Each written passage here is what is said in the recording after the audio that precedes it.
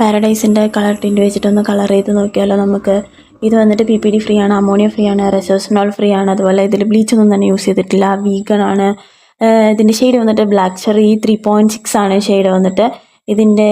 ഇതിലുള്ളത് ഡെവലപ്പറും കളർ ക്രീമും ഒരു കണ്ടീഷണറാണുള്ളത്. ഡെവലപ്പറും കളർ ക്രീമും പാതി എടുത്തിട്ട് ഞാൻ മിക്സ് ചെയ്യുന്നുണ്ട്, ഒരു പേപ്പർ കപ്പിൽ മിക്സ് ചെയ്യുന്നുണ്ട്.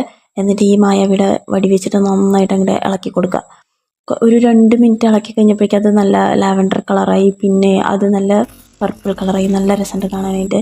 പിന്നെ ഗ്ലൗസിൻ്റെ ഉള്ളിലുള്ള മൽപ്പിടുത്തായിരുന്നു.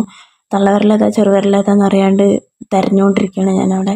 ഓൾറെഡി ഞാൻ എൻ്റെ ഹെയർ നന്നായിട്ട് കളർ ചെയ്ത് അലമ്പാക്കി അലങ്കോലമാക്കി വെച്ചിട്ടുണ്ട്.